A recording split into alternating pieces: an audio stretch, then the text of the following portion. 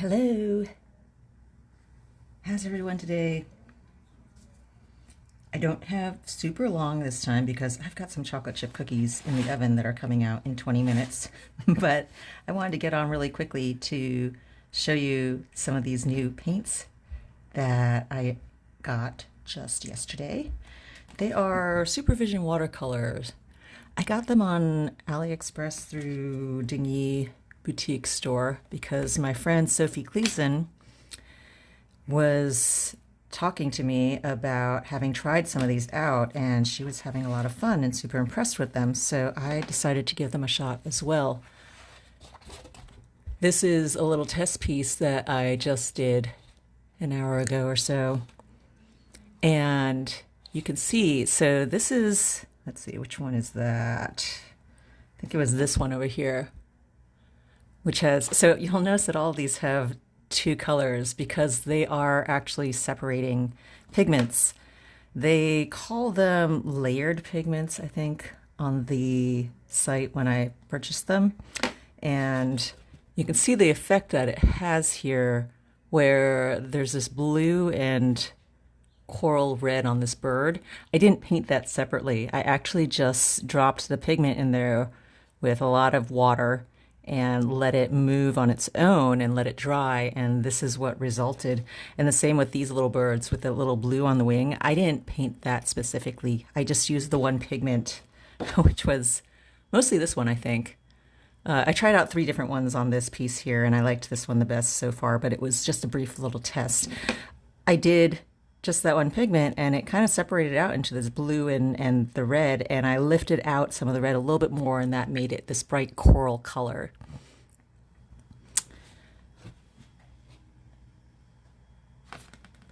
Let's see, I saw a question scroll by really quickly. Someone said, what are they called again? They're called Supervision. Supervisionart. I found them on Instagram also. So you can, I'll tag it later as well. But this is where I got them from. Anyway, I was going to show you some of them in use. So I only tried, let's see, which ones did I try? I think I tried these 3 so far. I'm going to open up this one and give this a shot as well.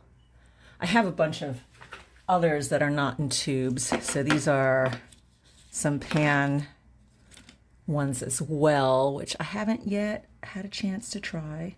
I haven't even opened those yet. So one of the things I noticed when I first squeezed these out of the tube, oh, this one's not doing it as much. I noticed it especially in this purpley blue one. When I squeeze them out, it actually looks like I'm squeezing 2 different colors out of my tube at the same time. You can see the pigments all mixed together. This one has a little bit of that. No, this one's not either. This looks very turquoise. It's very strange. I don't know why that happened with the first few that I picked. And the other thing I noticed, so I was doing this with my daughter sitting next to me because she was intrigued when she saw these sitting on my desk, and she's like, what is that? What's going on with those things? And I said, well, let's try these out. And I started to paint with them, and my initial impression once I got the paint onto the page, because you could see the 2 pigments. Actually, you could even see it in my paint tray here. That was the earlier one that I tried. You could see the blue and the orange. And you'd think, you know, if you mix those 2 colors, because they are sort of opposites, that you're going to get a really muddy, ugly color. And indeed, that is what it looked like initially. It looked like mud on my paper, which makes it all the more interesting that as it dries, it separates out into the 2 tones.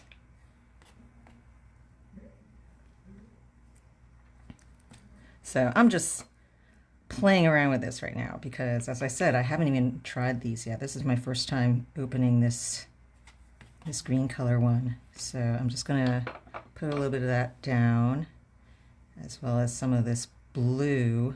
So let's see, the 2 that I've got here right now is this one and this one. This is what I've laid down so far. Interestingly enough, these are not having that initial muddy look that the colors I tried earlier were doing.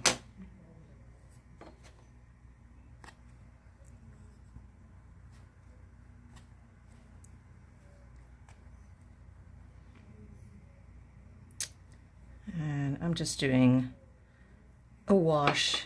I'm dropping some stuff in. I think I'm going to drop in some of that remainder of the other tones that I had just for fun as well.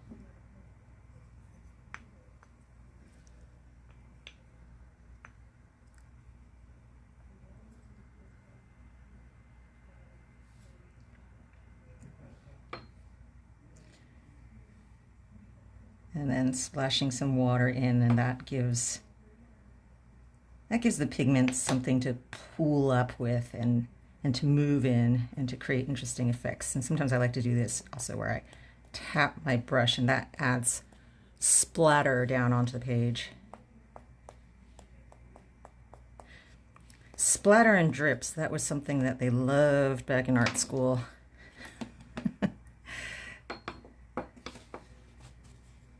Because I guess it represented immediacy and impulsiveness, I guess. I don't know what. That was, yeah. Some of you who've been in here with me have heard me rant about my art school experiences in the past. So I'm not going to go into that now, unless someone has a question about it. Feel free to lob any questions at me here. Doesn't have to be related specifically to these paints, especially now that we're going to sit here and wait for this stuff to dry. But already, check out that. You can see the separation happening with this turquoise, greenish yellow color going on. Isn't that pretty? I don't know what I'm doing with this piece. Really, I'm just color play. That's what this is. This is experimentation with colors and just seeing where that leads me. And frequently, when I don't know what I'm painting, it turns into birds. So let's do birds. Let's see. All that is too wet up there to be messing with. Because if I do try to do anything more defined in those areas up above, it's just going to melt into the wash and color that I've got. So let's do something down here. I'm going to let some of it melt into the bottom edge a little bit for fun. And let this tail trail off. This brush is awesome for this kind of stuff.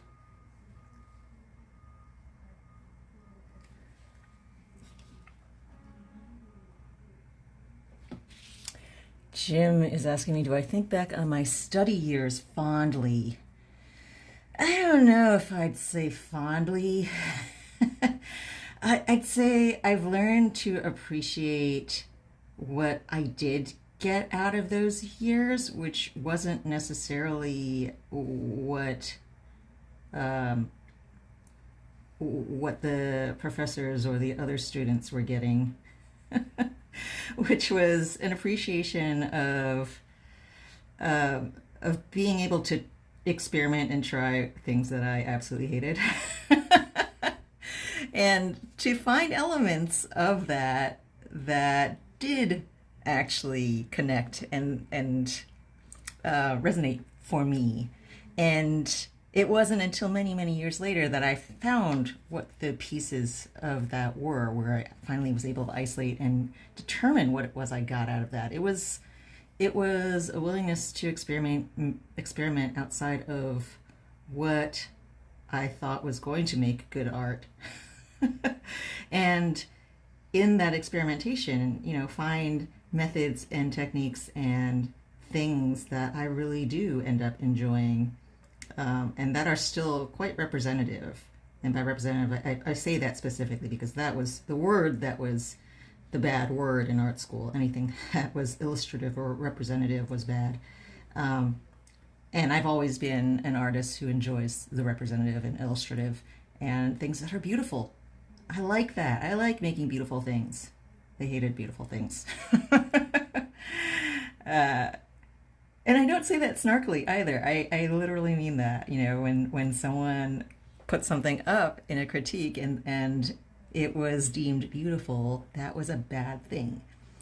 That was not something you wanted to hear people say about your work in those contexts. But I enjoy beautiful things. I like making beautiful art. So, you know, that's what I've gone back to after that. But I also learned an appreciation of texture and this, this kind of messy process. And even though this would not have been considered messy enough in the context of an illustrator or the type of art that I do now, yes, this is very much more of a messy vein of stuff. I want to add some sparkly into this as well. So I think I want some gold dropped into here. I'm gonna grab some of this in a brush. I'm gonna load it up, get a lot of it onto my brush tip. This here is a paint tray full of artisticisle, wonderful, delicious looking sparkly pigments. They always make me happy when I pull out this tray because it's so pretty. You see, like I said, I like beautiful things. Okay, and then I get water on my brush, I get loaded up with the gold pigment, and I'm just gonna do the same thing that I did with the splatter before. Just gonna splash it. And because this is still wet, it's going to spread out a little bit and do some cool stuff. And I'm just gonna let it do its thing. That's all, I just wanted to splash a little bit onto there. Do I usually use a bamboo brush for watercolor? Nemacro is asking.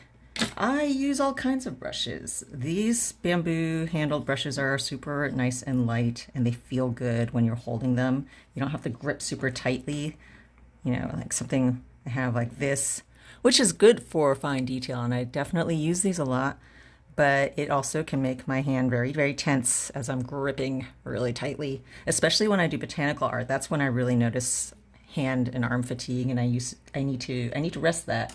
I did have one time where I was working on this botanical painting and I was just really getting into it. I didn't want to stop, and I ended up not being able to hold a brush for the next 5 days because my arm was so sore. So I learned from that, stop when your body says stop. Listen to your body, especially as you get older. Yeah, so some of this stuff is a little bit drier now, so I'm going to be adding some more birds. Birds are sort of my go-to. I love painting them. When I'm doing this sort of on-the-fly random stuff. And because areas of this are wet and some are dry, I get this interesting interplay of the hard edge lines and the softer edge over here where it's melding into what's going on.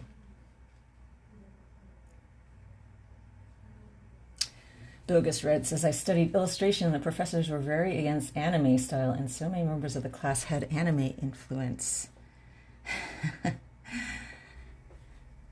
Yeah, I bet that was a point of contention, huh?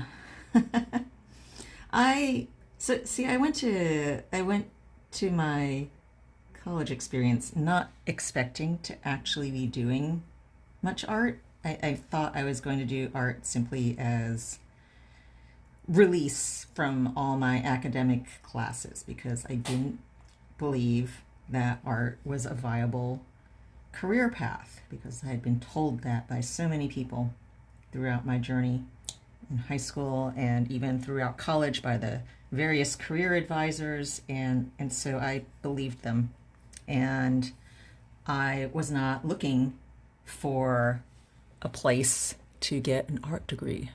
I was just looking for a place to have some fun, while I was working on my software classes and math classes and physics and everything else. And I ended up taking so many art classes that I had enough for a second degree with that, and I said, okay, well, in that case, I might as well do it. But because I wasn't looking, when I was looking for my university as a, my home for the next 4 years, when I was in that phase of my life, I wasn't looking specifically for something that, well, I didn't pay attention to what kind of art they liked or wanted or taught because that wasn't what I was there for. So I basically had to take what there was, and what there was a very fine art abstract expressionist program that did not like illustration. And there are schools that specialize in illustration where illustrators are very happy, and you can learn technical skills in those places, and you don't have these kinds of experiences. But that requires specifically seeking out the setting that will provide that for you. And as I said, I was not in a place where I was actively thinking of that at all. And so, you know, I don't have anything against that type of program. Because there are people for which it very much is a good fit. It was not a good fit for me, but it did teach me some things, and it did, I think I have that to thank for my appreciation of texture and random stuff. All right, I'm gonna run away super fast to pull cookies out of the oven. And I will be right back over here. Meanwhile, you can watch paint dry for a minute. I'll be back in a minute, I promise.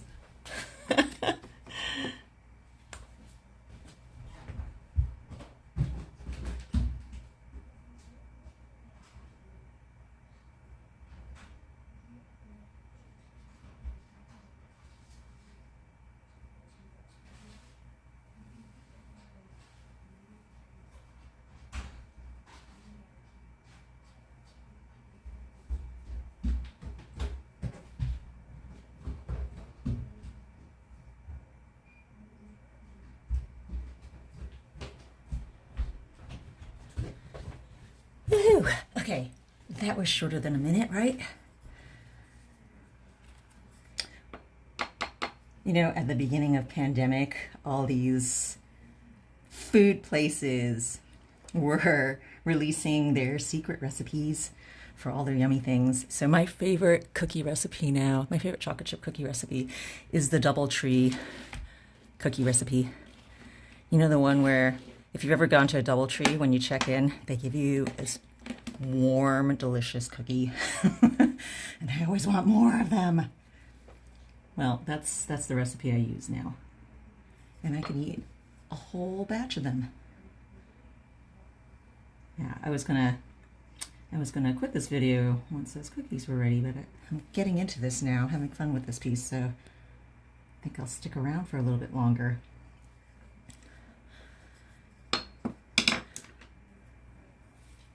Have I tried the Schminky Super Granulation Paint?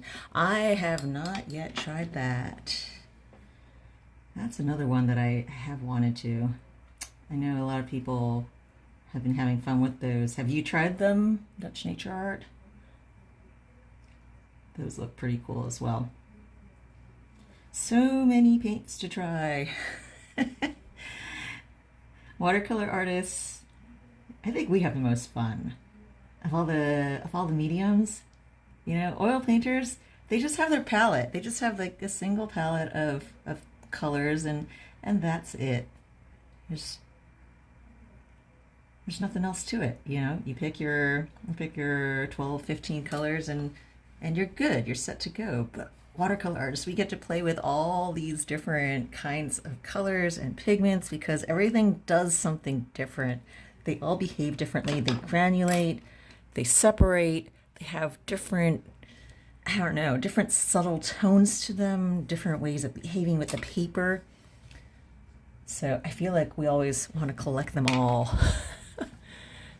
Yeah. Ooh, the light. So just showing you up closer what's going on here. So this greenish blue one, no, this greenish yellow one that I'm trying right now doesn't do that really sharp granulation that the other one that I tried earlier did. And by sharp granulation, I'm talking about over here where this blue really looks speckled. This, and the green did too, but I ended up covering it up with a lot of other stuff, so you can't really tell. This turquoisey yellow-green one isn't doing that, but it has more of a glowing aspect to it, I feel. See like parts of it where the yellow separate from the more turquoisey blue on the edges, and it's just fun stuff. And because I mixed other colors in, you got this purple as well going on here, all different things.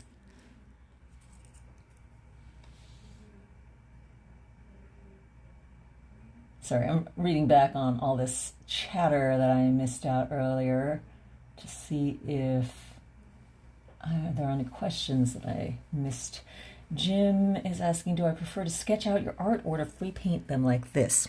When I'm working on a piece that is more planned, I definitely sketch out everything.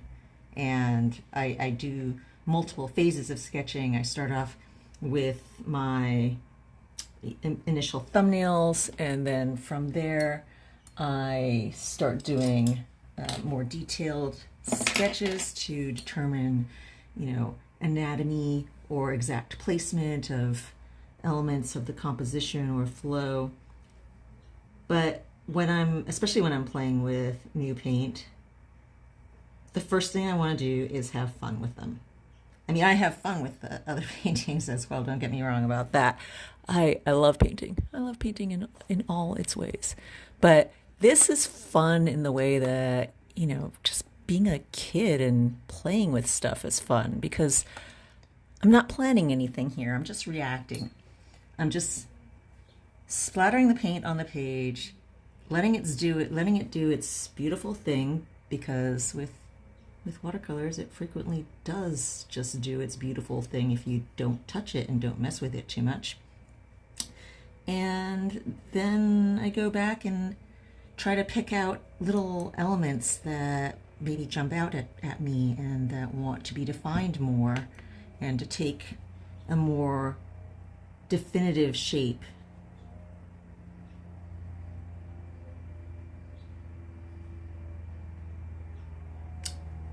So yeah, the play is the most important to me when I'm noodling around with something that I'm not super familiar with.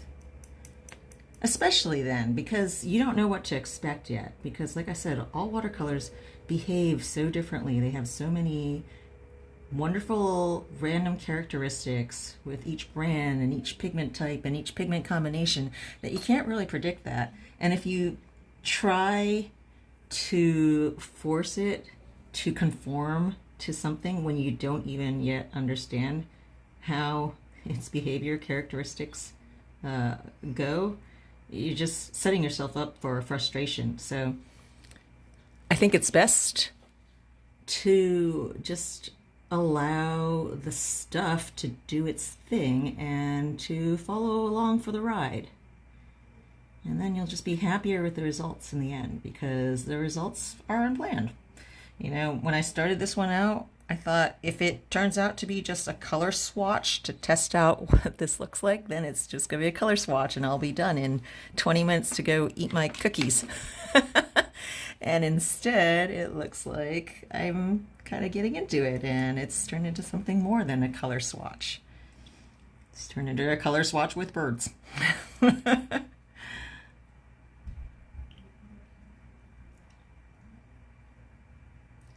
All right, let me see what other stuff I missed in the interim here. After I finish this wing.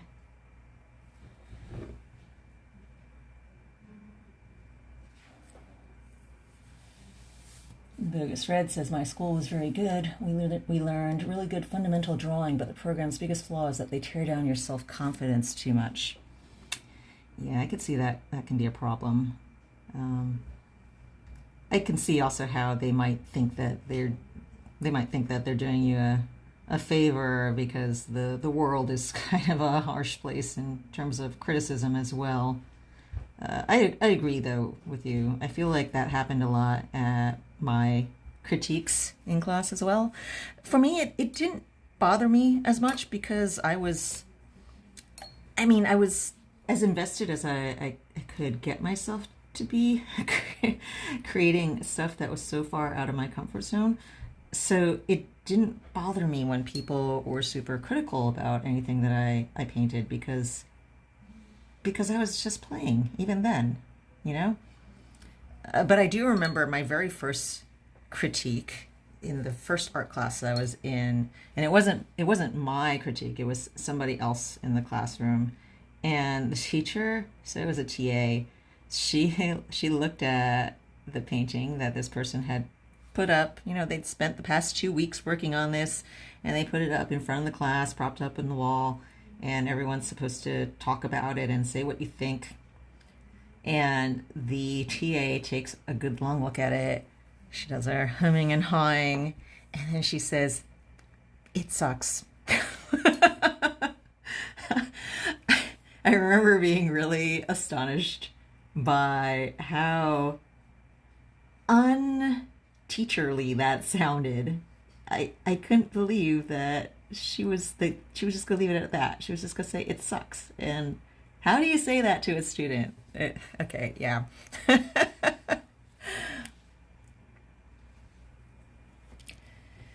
And Deborah Janelle Artist is asking, is there any way to watch this on a bigger screen? Unfortunately, no, because this is just streaming through Instagram, and I don't think it gets much bigger than a phone size. You can watch it on a computer screen, but it will still be sort of phone-ish sized. I haven't yet ever gotten around to figuring out other platforms as a better place for doing this kind of thing. I'm most familiar with Instagram. It's kind of the place where I hang out the most often, and so it's easiest for me to do here. Sorry.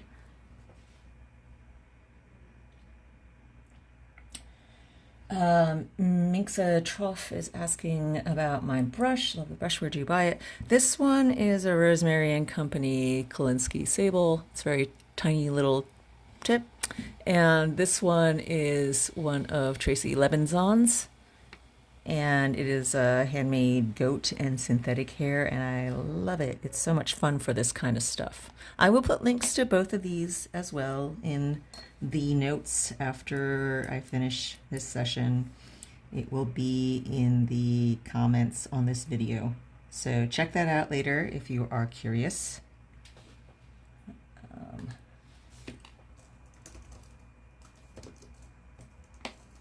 Let's see, yeah, there. I can link that right now in the chat, as well as Rosemary and Company. I've had trouble ordering Rosemary and Company recently because they come from the UK. So I think because of all the importing and exporting issues and things going on, well, at least I haven't been able to get them. I don't know if anyone else has. I have a small stash of them that is slowly going away.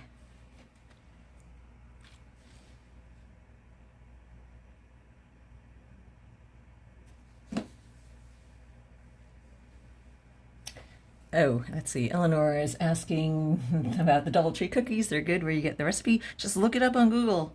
Just look up DoubleTree cookie recipe. It's all over the internet now.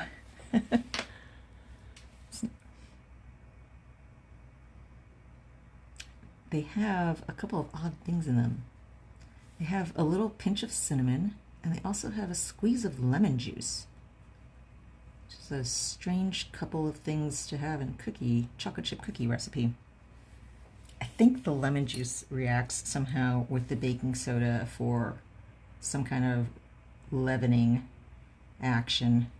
At least that's my amateur baking assessment of it.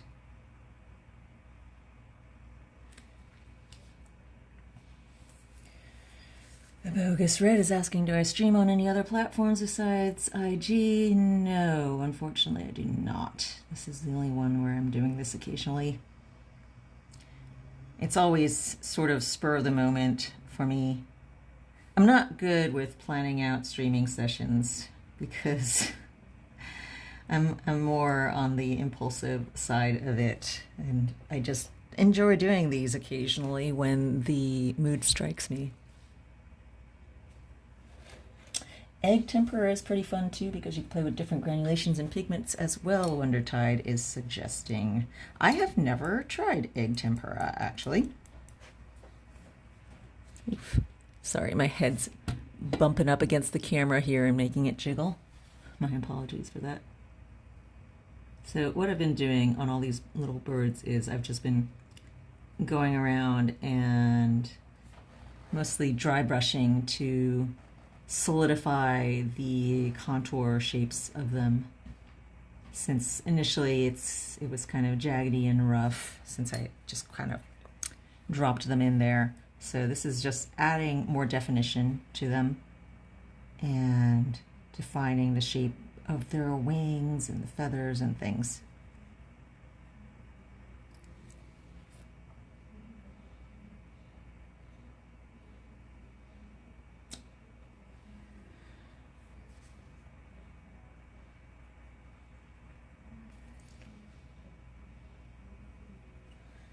Amy Funderburk Artist is asking if I use visual reference materials, or do you typically paint for your imagination and memories? This is being painted solely from what is in front of me, which is this paper. I'm just going with the flow, starting off with the initial wash of granulating, separating colors, and then just playing with that and seeing where it leads me. In general, I do just paint from my imagination. I don't have a visual mind in that I cannot picture things in my head. So even when I am painting things, when I'm drawing things that are more of a realistic sort or more closely rendered type of subject matter, what really is happening is that it doesn't ever take on a solidified form for me until it hits the page, until I have it out here in front of me. And so in a way, all paintings are like this for me. Though some of them go through many more iterations than others, where I am sketching them and defining them slowly over a period of time, over the course of many rough drawings and rough approaches until their final format.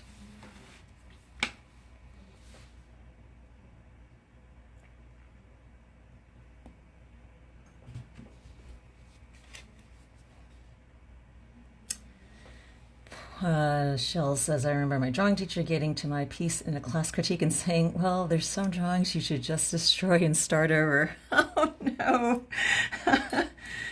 This is turning into all the horrible things that professors have told students in the course of class critiques.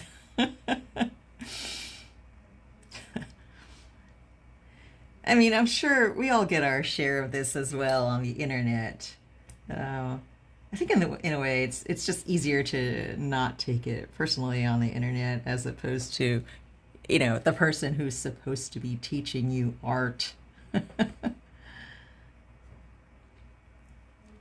Because we all know that there's going to be haters on the internet when we get here, right? Right?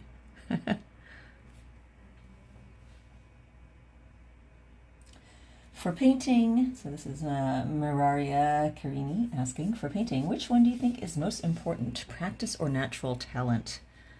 Do you think that there is something as natural talent which exists in people from their birth? I do not.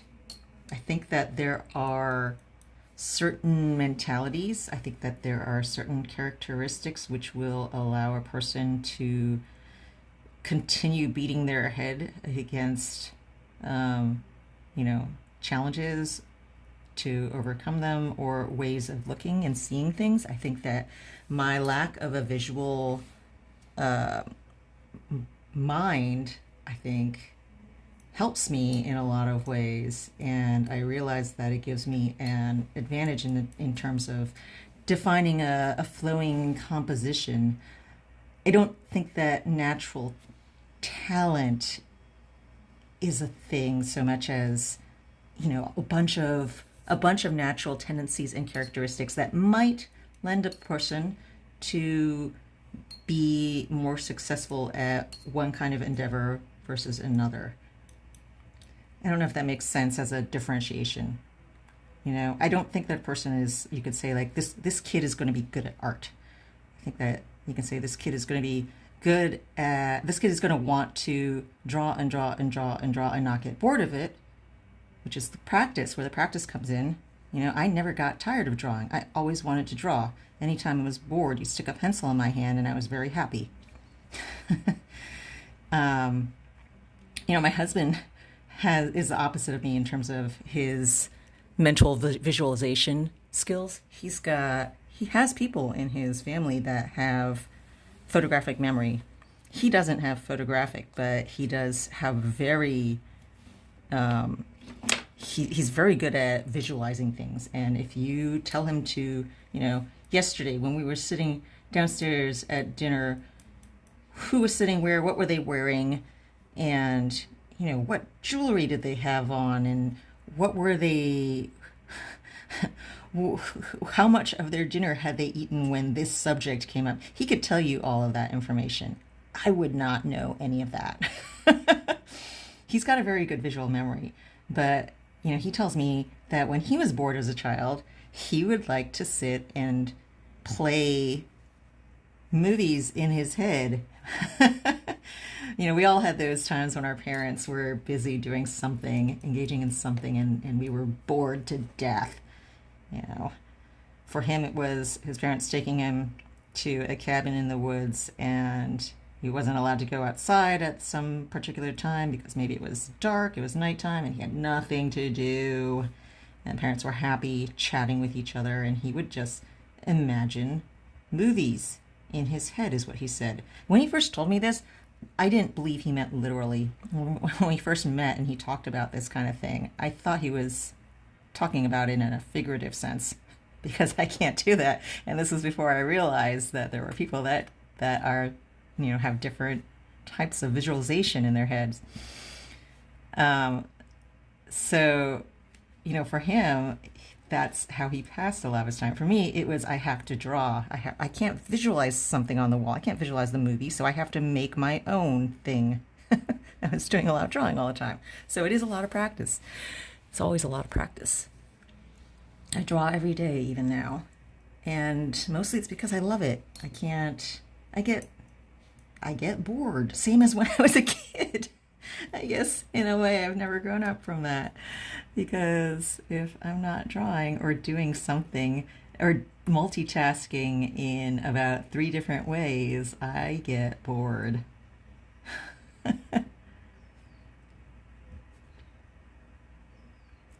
So, you know, I'll do things like watch TV while knitting and maybe reading as well.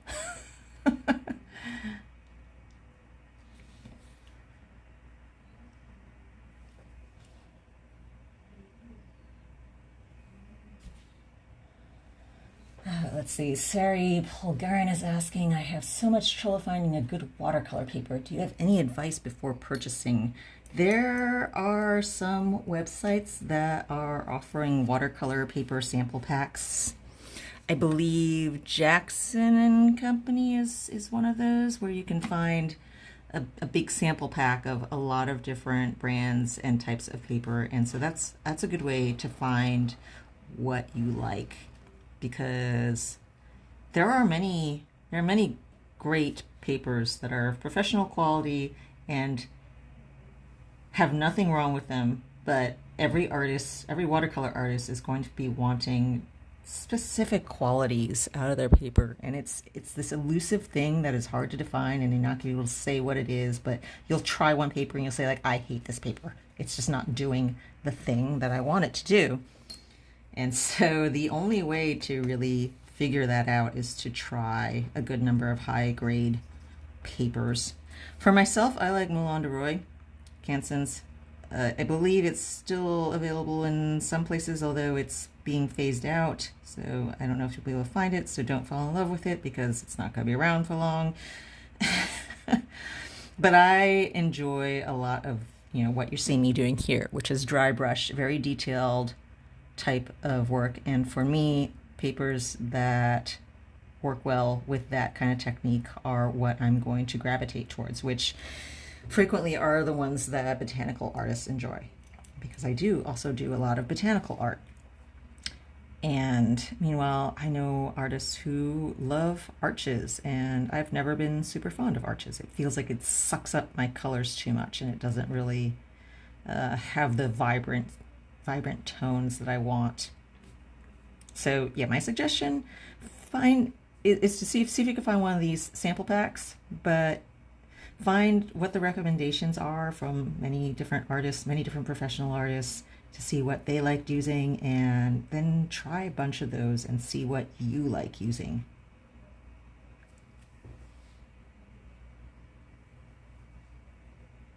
Do I keep a visual journal to build up more complicated images? I keep mini sketchbooks to come up with quick scribbly ideas. Let me show you some of my sketchbooks here. Let's see, what have I got? This one, I've got some character design going on. Not too much in this one yet. That's a brand new sketchbook. Okay, here, this is from my October inking project, Undying Tales, which is focusing on endangered creatures and various stories, lore, mythology, beliefs about them. And so this was how I was working out all the concepts before starting on the final pieces. And yeah, basically whenever I have any sort of random idea that I want to develop into a much more polished painting, I will scribble it down into here, into one of my little sketchbooks. And I like these because they are super easy to toss in my purse and carry with me if I need to, so that if I do have an idea when I'm out on the run, I can get it down quickly. They don't have to be very much. Like, this is an idea here. It's just a few lines. And most people looking at that probably can't tell what it is, but I know what it is. Or at least most of the time I know what it is. Sometimes if I don't think I will know what it is, I will scribble notes as well. You know, this one's a little bit more of a defined sketch. That one you can see more what is going on. This one, I have a lot of notes on the side because sometimes I have color ideas that are also coming to mind when I initially think up the concept. So I write down, you know, red blossoms there, golden stems weaving and reaching down, inky texture thorns, light hard wall, the living sea. I think that was the idea for the title for the piece.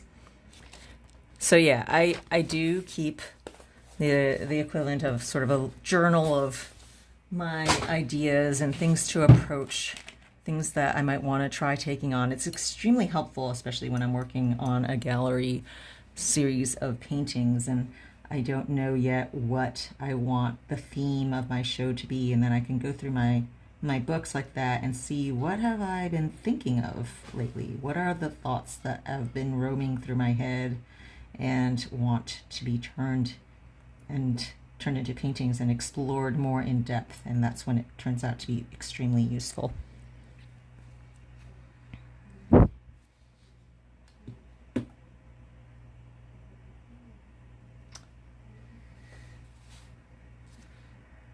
All right, I think I'm going to end things over here. This is looking at a mostly finished place. I might sit on it for a little bit and see if anything else jumps out at me.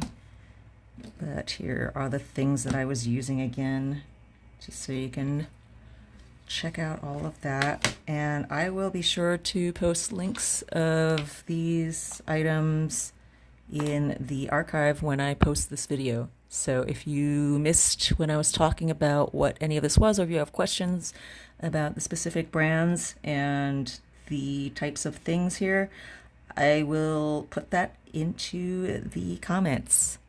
Thank you everyone for joining me today.